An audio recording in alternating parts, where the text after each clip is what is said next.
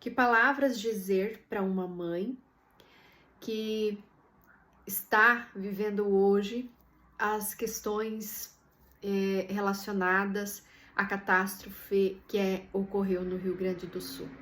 O que você poderia dizer para essa mãe caso a encontrasse?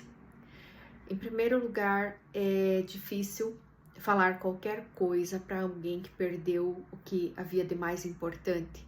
Muitas vezes toda a família, um filho, a dignidade, a casa, o lar, porque a mulher ela aquece o seu lar. Mas em frente a tudo isso, também é difícil dizer assim, se pôr no lugar. Se pôr no lugar da pessoa também não tem. Não tem como você medir a dimensão do que é uma perda. Não tem como você dizer assim, eu sei o que você está sentindo. São proporções muito grandes e que a nossa questão humana ela não dá conta. Ela não dá conta de sentir realmente o que estas pessoas, o que essas mães estão sentindo. E esta dor, a gente às vezes tem um pouquinho de noção disso por conta que nós temos memórias que vêm das nossas gerações passadas, que as nossas gerações passadas, nossos bisavós, tataravós, muitos que vieram, né, da Europa, de navios, descendentes de escravos, indígenas. Então, estas mulheres, elas sofreram danos, sofreram perdas, então essas memórias vêm um pouco para nós. E quando nós vemos a cena e muitas imagens lá do Rio Grande, estas imagens, elas doem em nós muito, muito, porque também na nossa, digo assim, na nossa árvore genealógica, esses eventos já ocorreram com algumas mulheres da família, mas mesmo assim não existe como estar no lugar, não existe como se pôr no lugar. E a nossa ajuda interna é dizer para estas mulheres, eu sinto muito pela sua perda.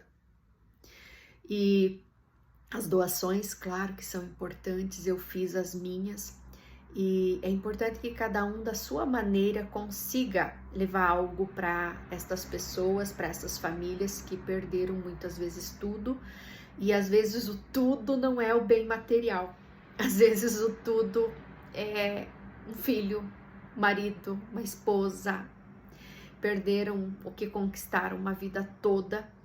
Então, o que eu posso fazer com relação a isso também de maneira espiritual? De maneira espiritual, envie muita luz, porque as pessoas que desencarnaram ali, elas não estavam preparadas para este momento. É algo que veio muitas vezes crianças, mães, jovens. Então, assim, enviar muita luz, muitas orações também para quem, né, passou para outra dimensão. Orações e luz também para quem ficou, porque não tem como, eu digo assim, quando o dano é grande, a alma foge. E é um processo interno de cada um esta recuperação, mas também nesse processo a importância do respeito às histórias de vida. Eu assisti uma pessoa pedindo assim, por favor, respeitem, quando o rio baixar, a água baixar, respeite as pessoas que estão ali, a sua história, porque vão aparecer corpos. E não fique divulgando imagens desses corpos, porque ali está uma história, está uma mãe, está uma criança, uma mãe que perdeu uma criança, está uma esposa que perdeu um marido, e ali tem uma história de vida. Então, esse respeito à vida que se foi, esse respeito, ele é muito importante, porque quando você banaliza e você colhe essas imagens e repassa para frente, de certa forma você não está respeitando a dor de quem ficou, você não está respeitando a história de vida daquela pessoa. E isso também eu falo em acidentes trágicos.